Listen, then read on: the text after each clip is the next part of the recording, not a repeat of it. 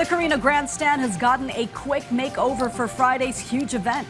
Sound systems has been checked out fine. The stage is in a rush construction, and the new entry and exit points for the Pahalik and the barriers and barricades are well in place, as our Maribel Custodio reports.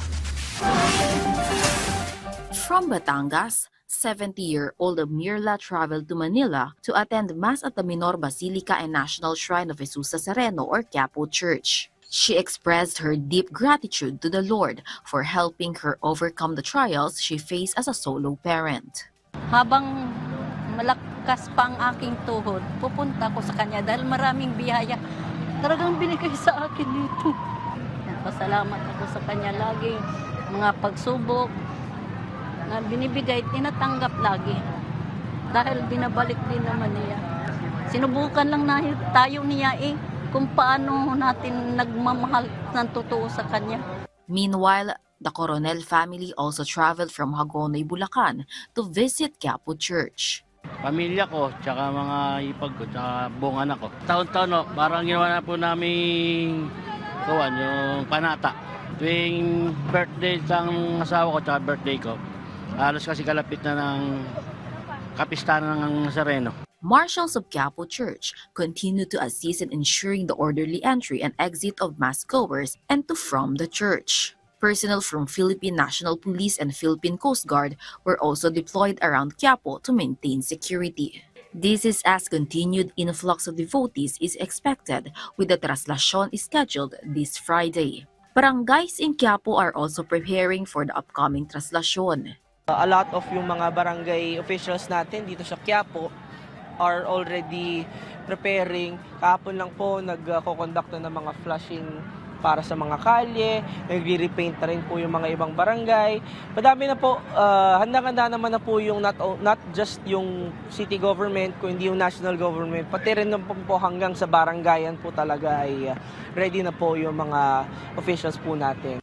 An environmental advocacy group is also coordinating with the Manila LGU and the leadership of Quiapo Church to maintain the cleanliness in the area during the activities for the Feast of Jesus Nazareno.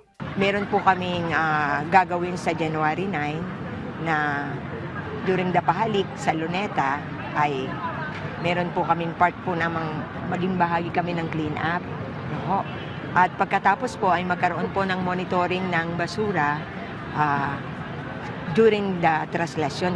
Ayon po sa data ng DPS at ng MMDA, noong pong 2024, ang atin po, ang nalikom po nilang basura o nahakot nila is around 486 na metric tons. At nito pong 2025, umunti po yun ng konti, 368 metric tons ang kanila pong na likom o na hakot na basura. Ibig sabihin, mayroong pagbabago na siguro dahil nga patuloy ang pangangampanya ay ng EcoWaste at ng iba't ibang mga ahensya ng gobyerno.